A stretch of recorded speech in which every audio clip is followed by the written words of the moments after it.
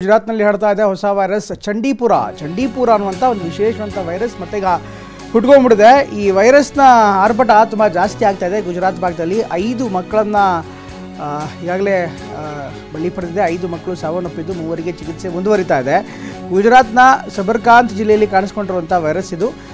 ಶಂಕಿತ ಚಂಡೀಪುರ ವೈರಸ್ ಸೋಂಕಿನಿಂದ 5 ಮಕ್ಕಳು ಈಗ ಸಾವಾಗಿದ್ದಾರೆ. 3 ಮಕ್ಕಳಿಗೆ ಮಾರಣಾಂತಿಕ ಸೋಂಕು ತಗುಲಿದೆ. ಈ ಸೋಂಕಿನಿಂದ ನರಳಾಟವನ್ನು ಮಾಡ್ತಿದ್ದಾರೆ. ಹಿಮ್ಮತ್ ನಗರದ ಸಿವಿಲ್ ಆಸ್ಪತ್ರೆಯಲ್ಲಿ ಚಿಕಿತ್ಸೆ ನೀಡಲಾಗ್ತದೆ. 6 ಮಕ್ಕಳದ ರಕ್ತದ ಮಾದರಿಯನ್ನು NIVಗೆ ಕಳಿಸಲಾಗಿದೆ. ಪುಣೆ ಮೂಲದ ರಾಷ್ಟ್ರೀಯ ವೈರಾಲಜಿ ಸಂಸ್ಥೆಗೆ ರವಾನೆ ಮಾಡಲಾಗಿದೆ. ಚಂಡೀಪುರ ವೈರಸ್ ಅತೀವ ಜ್ವರ, ಮೆದುಳಿನ ಉರಿಯೂತ ಜೊತೆಗೆ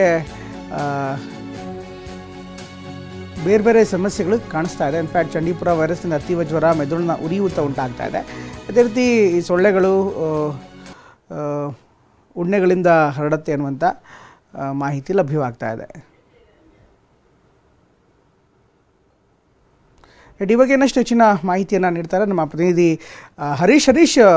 ಹೊಸ ವೈರಸ್ಗಳು ಬರ್ತಾ ಇದೆ. ಅಫ್ಕೋರ್ಸ್ ಈಗಾಗಲೇ ಜಗತ್ತು ಕೋವಿಡ್ ಒಂದು ಭಯವನ್ನು ಎದುರಿಸಿತ್ತು. ಈಗ ಚಂಡೀಪುರ ಅನ್ನುವಂಥ ವೈರಸ್, ಇನ್ಫ್ಯಾಕ್ಟ್ ಯಾವ ಮಾದರಿಯ ವೈರಸ್, ಎಸ್ಪೆಷಲಿ ಮಕ್ಕಳ ಮೇಲೆ ಇದರಿಂದ ಸಾಕಷ್ಟು ದುಷ್ಪರಿಣಾಮ ಉಂಟಾಗ್ತಾ ಇದೆ. ಇದಕ್ಕೆ ಸಂಬಂಧಪಟ್ಟಂತೆ ಅಧಿಕಾರಿಗಳು ಏನು ಹೇಳ್ತಾ ಇದ್ದಾರೆ?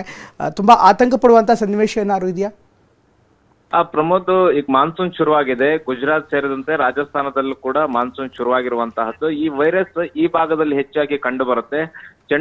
ಚಂಡೀಪುರ ವೈರಸ್ ಇದು ಮಕ್ಕಳಲ್ಲಿ ಹೆಚ್ಚು ಅಟ್ಯಾಕ್ ಮಾಡುತ್ತೆ, ಮತ್ತೆ ಮಕ್ಕಳ ಮೇಲೆ ಹೆಚ್ಚಿನ ಪರಿಣಾಮವನ್ನ ಈ ವೈರಸ್ ಬೀರುತ್ತೆ. ಮುಖ್ಯವಾಗಿ ಗ್ರಾಮೀಣ ಭಾಗದಲ್ಲಿ ಹೆಚ್ಚು ವೈರಸ್ ಕಾಣಿಸ್ಕೊಳ್ಳುತ್ತೆ. ಅಂದ್ರೆ ನಿಂತಹ ನೀರು, ದನದ ಕೊಟ್ಟಿಗೆ, ಅಲ್ಲಿ ನೊಣಗಳಾಗಿರ್ಬೋದು, ಸೊಳ್ಳೆಗಳಾಗಿರ್ಬೋದು, ಇಲ್ಲಿ ಹೆಚ್ಚಿರೋದ್ರಿಂದ ಅದರಿಂದ ಈ ಒಂದು ವೈರಸ್ ಹರಡುತ್ತೆ. ಇದರಿಂದ ಮಕ್ಕಳಿಗೆ ವೈರಸ್ ಹರಡಿದ್ರೆ ಮಕ್ಕಳಲ್ಲಿ ಜ್ವರ ಬರುವಂತಹದ್ದು, ಮೆದುಳು ಉರಿಯೂತ, ಇಂಥ ಸಮಸ್ಯೆಗಳು ಕಾಣುತ್ತೆ. ಮತ್ತೆ ಉಲ್ಬಣ ಆದಂತಹ ಸಂದರ್ಭದಲ್ಲಿ ಮಕ್ಕಳು ಸಾಯುವಂತಹ ಪರಿಸ್ಥಿತಿ ಕೂಡ ಆಗುತ್ತೆ. ಈಗ ಕೂಡ ಗುಜರಾತ್ನಲ್ಲಿ ಸಬರ್ಪಾನ ಜಿಲ್ಲೆಯಲ್ಲಿ ಕೂಡ ಇದೇ ಆಗಿರುವಂತಹದ್ದು. 5 ಮಕ್ಕಳು ಸಾವನ್ನಪ್ಪಿದ್ದಾರೆ. 3 ಮಕ್ಕಳನ್ನ ಈಗಾಗಲೇ ಆಸ್ಪತ್ರೆಗೆ ದಾಖಲಿಸಿ ಚಿಕಿತ್ಸೆಯನ್ನ ಕೊಡಲಾಗ್ತಿದೆ. ಮತ್ತೆ ಈಗ ಅನೇಕ ಹಳ್ಳಿಗಳಲ್ಲಿ, ಗ್ರಾಮಗಳಲ್ಲಿ ಈ ಒಂದು ವೈರಸ್ ಯಥೇಚ್ಛವಾಗಿ ಹರಡ್ತಾ ಇದೆ.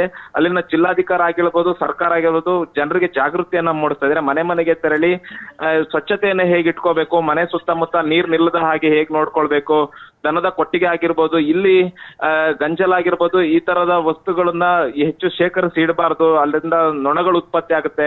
ನೊಣಗಳು ಉತ್ಪತ್ತಿ ಆಗದೆ ಇರೋ ತರ ನೋಡ್ಕೊಳ್ಳಿ ಅನ್ನುವಂತಹ ನಿಟ್ಟಿನಲ್ಲಿ ಜಾಗೃತಿಯನ್ನ ಮೂಡಿಸ್ತಾ ಇದ್ದಾರೆ.